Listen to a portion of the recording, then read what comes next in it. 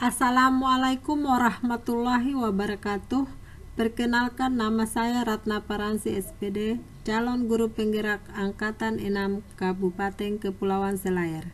Kali ini saya akan memaparkan modul 1.1, koneksi antar materi, kesimpulan, dan refleksi pemikiran Ki Hajar Dewantara. Kesimpulan dan refleksi pemikiran Ki Hajar Dewantara. Bapak Ki Hajar Dewantara memberikan pemikirannya tentang dasar-dasar pendidikan. Menurut beliau, pendidikan bertujuan untuk menuntun segala kodrat yang ada pada anak-anak, agar mereka dapat mencapai keselamatan dan kebahagiaan yang setinggi-tingginya. Pendidik itu hanya dapat menuntun tumbuh atau hidupnya kekuatan kodrat yang ada pada anak-anak, agar dapat memperbaiki lakunya, bukan dasarnya, hidup dan tumbuhnya kodrat anak.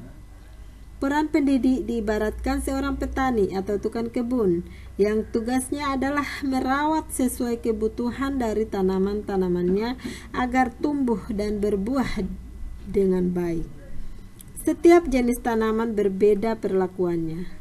Artinya, seorang pendidik harus melayani segala bentuk kebutuhan metode belajar siswa yang berbeda-beda atau berorientasi pada anak.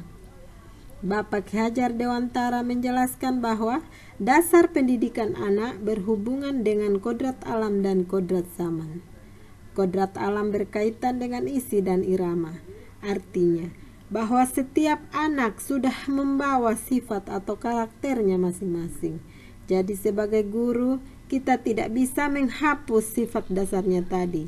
Yang bisa dilakukan adalah menunjukkan dan membimbing mereka agar muncul sifat-sifat baiknya, sehingga menutupi atau mengaburkan sifat-sifat jeleknya.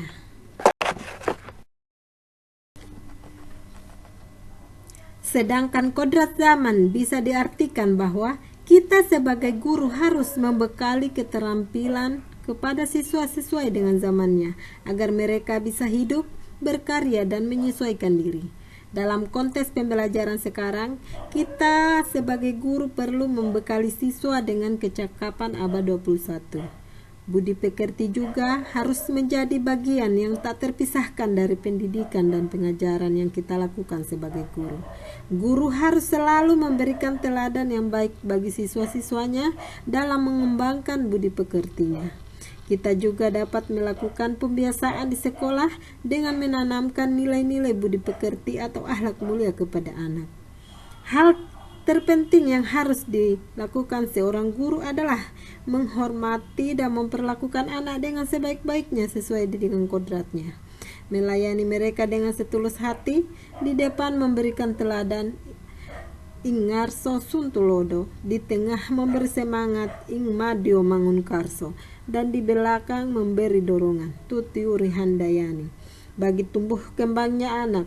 Menuntut mereka menjadi pribadi yang terampil, berakhlak mulia dan bijaksana, sehingga mereka akan mencapai kebahagiaan dan keselamatan. Apa yang saya akan percaya tentang murid dan pembelajaran di kelas sebelum belajar modul 1.1? Sebelum saya belajar modul 1.1, saya fokus bagaimana siswa bisa seluruhnya tuntas mencapai nilai KKM. Bagaimana saya mentuntaskan materi yang akan diterapkan di kelas karena mengejar target agar materi saya bisa selesai. Saya menganggap bahwa siswa di kelas saya adalah objek, di mana seorang siswa harus mengikuti perintah serta aturan yang diberikan dan telah disepakati. Pembelajaran yang diberikan hanya sebatas transfer ilmu. Peran saya sebagai guru lebih dominan dibandingkan dengan siswa atau teacher center, yang menuntun murid menguasai materi ajar yang saya berikan. Terkadang saya mengeluh dengan nilai siswa yang rendah. Saya berpikir siswa saya malas karena soal-soal yang diberikan menurut saya sangat mudah. Namun mereka tidak bisa mengerjakannya. Saya percaya bahwa tindakan tegas dan menghukum siswa bisa merubah perilaku mereka. Saya meyakini dengan menghukum bisa membuat mereka berubah dalam sikap dan ketaatan kepada saya. Namun, perubahan yang terjadi cuma didasari oleh rasa takut dan bersifat sementara, bukan atas dasar kesadarannya pribadi.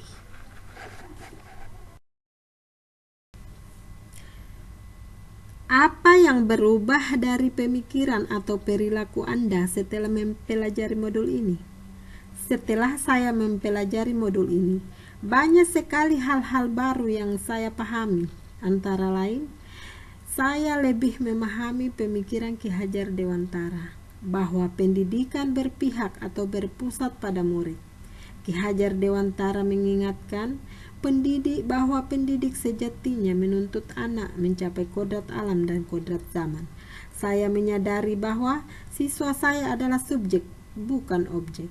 Siswa memegang kendali dalam pembelajaran, guru hanya sebagai fasilitator atau student-centered learning.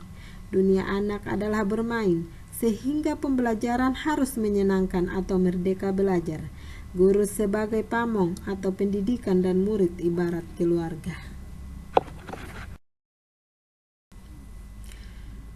Setelah mempelajari pemikiran-pemikiran Ki Hajar Dewantara, memberikan tuntunan kepada anak didik dengan lebih sabar dan ikhlas, karena mereka masing-masing unik dan berbeda. Tidak perlu memberikan mereka hukuman yang sifatnya tidak mendidik, memberikan teladan agar bisa melihat dan menirunya.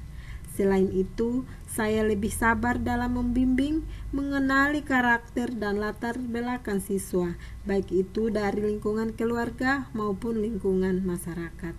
Dengan menjalin komunikasi dan kerjasama dengan orang tuanya, hal ini bisa dilakukan dengan kunjungan rumah atau home visit.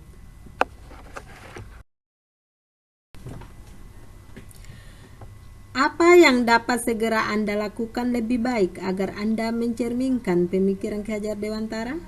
Yang segera saya lakukan atau saya terapkan yang mencerminkan pemikiran Ki Hajar Dewantara adalah memberikan pembelajaran yang menyenangkan bagi siswa melalui pemilihan media pembelajaran yang bervariasi, yang berupa permainan melalui gambar, video, maupun audio yang berbasis permainan.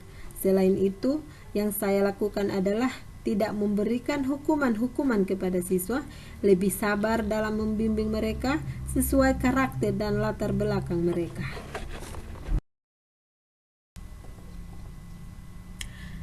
Demikianlah pemaparan saya tentang modul 1.1, koneksi antar materi, kesimpulan dan refleksi pemikiran Ki Hajar Dewantara. Salam merdeka belajar. Terima kasih, salam dan bahagia. Assalamualaikum warahmatullahi wabarakatuh.